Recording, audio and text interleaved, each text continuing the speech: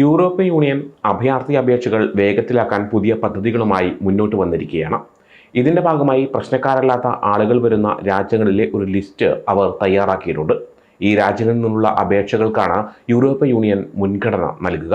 Kosovo, Bangladesh, Colombia, Egypt, India, Morocco, Tunisia എന്നീ രാജ്യങ്ങളിൽ നിന്നുള്ള പൗരന്മാരുടെ അപേക്ഷകളാണ് വേഗത്തിൽ പരിഗണിക്കുക. 3 മാസത്തിനുള്ളിൽ ഇവ തീർപ്പാക്കും. ഇവരുടെ അപേക്ഷകൾ മിക്കവാറും നിരസിക്കപ്പെടാൻ സാധ്യതയുണ്ടെന്ന അനുമാനത്തിലാണ് ഈ നടപടി. ഈ ലിസ്റ്റ് എപ്പോഴും മാറിക്കൊണ്ടിരിക്കും എന്ന് യൂറോപ്യൻ കമ്മീഷനിലെ മാർക്കസ് ലാമർട്ട് പറഞ്ഞു. ഇതൊരു ഡൈനാമിക് ലിസ്റ്റ് ആയിരിക്കും. ആവശ്യമെങ്കിൽ രാജ്യങ്ങളെ ചേർക്കാനും ഒഴിവാക്കാനും സാധിക്കും. സുരക്ഷിതമല്ലാത്ത സാഹചര്യമാണെങ്കിൽ ആ രാജ്യത്തെ ലിസ്റ്റിൽ നിന്ന് നീക്കം ചെയ്യുമെന്നും അദ്ദേഹം കൂട്ടിച്ചേർത്തു. 2015-16 കാലഘട്ടത്തിൽ യൂറോപ്പിലേക്ക് ധാരാളം ആളുകൾ കുടിയേറിയതിനെ തുടർന്ന് അഭയ നിയമങ്ങളിൽ മാറ്റം വരുത്താൻ പല രാജ്യങ്ങളും ശ്രമിക്കുന്നുണ്ട്. കഴിഞ്ഞ വർഷം കുടിയേറ്റത്തെയും അഭയത്തെയും കുറിച്ചുള്ള ഒരു ഉടമ്പടി ഉണ്ടായിരുന്നു. എന്നാൽ ഇത് 2026 ജൂൺ വരെ പ്രാബല്യത്തിൽ വരില്ല. അതിനാൽ അപേക്ഷകൾ വേഗത്തിൽ തീർപ്പാക്കുന്നതിനുള്ള 2 പ്രധാന നിയമങ്ങൾ എത്രയും പെട്ടെന്ന് നടപ്പാക്കാൻ യൂറോപ്യൻ യൂണിയൻ ആഗ്രഹിക്കുന്നുണ്ട്. രാജ്യം വിട്ടു പോകാൻ ഉത്തരവിട്ടവരിൽ 20% ആളുകളെ മാത്രമേ അവരുടെ നാട്ടിലേക്ക് തിരിച്ചയക്കാൻ കഴിഞ്ഞിട്ടുള്ളൂ എന്ന യൂറോപ്യൻ യൂണിയൻ കണക്കുകൾ സൂചിപ്പിക്കുന്നു. കുടിയേറ്റം തടയുന്നതിനാവശ്യമായ പദ്ധതികൾ തയ്യാറാക്കാൻ യൂറോപ്യൻ യൂണിയൻ നേതാക്കൾ കമ്മീഷനോട് ആവശ്യപ്പെട്ടിട്ടുണ്ട്. പുതിയ നിയമമനുസരിച്ച് സുരക്ഷിതമായ രാജ്യങ്ങളിൽ നിന്നോ അല്ലെങ്കിൽ അപേക്ഷകരിൽ 5-ൽ ഒരാൾക്ക് മാത്രം സംരക്ഷണം നൽകുന്ന രാജ്യങ്ങളിൽ നിന്നോ വരുന്ന ആളുകളുടെ അപേക്ഷകൾ വേഗത്തിൽ പരിഗണിക്കും. യൂറോപ്യൻ യൂണിയനിൽ ചേരാൻ കാത്തിരിക്കുന്ന യൂറോപ്യൻ രാജ്യങ്ങളെ പൊതുവെ സുരക്ഷിതമായി കണക്കാക്കും.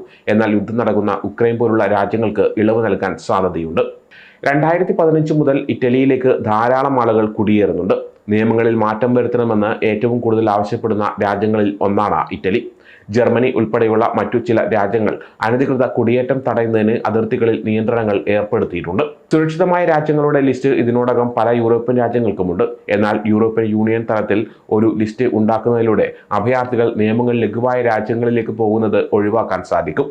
മൊറോക്കോ, ടുണീഷ്യ, ഈജിപ്ത് എന്നീ രാജ്യങ്ങളിൽ നിന്ന് ധാരാളം ആളുകൾ മെഡിറ്ററേനിയൻ കടൽ വഴി യൂറോപ്പിലേക്ക് വരുന്നുണ്ട്. ജോർജിയ മെലോണിയുടെ വലതുപക്ഷ സർക്കാർ ഈ ലിസ്റ്റിനെ സ്വാഗതം ചെയ്തു. ബംഗ്ലാദേശ്, ഈജിപ്ത്, ടുണീഷ്യ എന്നീ രാജ്യങ്ങളെ ലിസ്റ്റിൽ ഉൾപ്പെടുത്തിയത് റോമിന്റെ വിജയമാണെന്ന് ഇറ്റാലിയൻ ആഭ്യന്തരമന്ത്രി മാറ്റിയോ പിയാൻഡെഡോസി പറഞ്ഞു. ഇത് തികച്ചും പ്രത്യയശാസ്ത്രപരവും രാഷ്ട്രീയപരവുമായ എതിർപ്പുണ്ടായിരുന്നിട്ടും സാധിച്ചെന്ന് അദ്ദേഹം കൂട്ടിച്ചേർത്തു.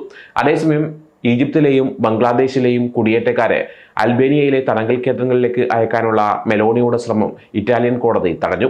റോമിലെ സർക്കാർ ഈ രാജ്യങ്ങളെ സുരക്ഷിതമായി കണക്കാക്കിയെങ്കിലും എല്ലാ പ്രദേശങ്ങളിലെയും ന്യൂനപക്ഷങ്ങളും സുരക്ഷിതമല്ലെങ്കിൽ അവയെ സുരക്ഷിതമായി കാണാൻ കഴിയില്ലെന്ന് യൂറോപ്യൻ കോടതി ചൂണ്ടിക്കാട്ടുകയായിരുന്നു.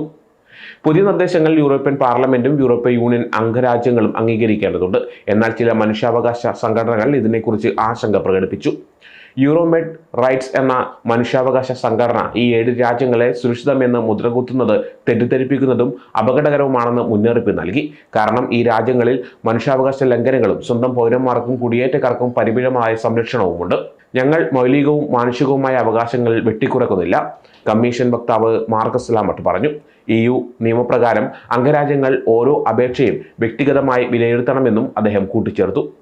ലളിതമായി പറഞ്ഞാൽ യൂറോപ്യൻ യൂണിയൻ അഭയാർത്ഥി അപേക്ഷകൾ വേഗത്തിൽ തീർപ്പാക്കാൻ ചില രാജ്യങ്ങളെ സുരക്ഷിതമായി കണക്കാക്കുന്നുണ്ട്. ഈ രാജ്യങ്ങളിൽ നിന്നുള്ള അപേക്ഷകൾക്ക് പ്രത്യേക പരിഗണന നൽകും. എന്നാൽ മനുഷ്യാവകാശ സംഘടനകൾ ഇതിനെതിരെ രംഗത്ത് വന്നിട്ടുണ്ട്. ഓരോ അപേക്ഷയും സൂക്ഷ്മമായി പരിശോധിക്കണമെന്നും അവർ ആവശ്യപ്പെടുന്നുണ്ട്.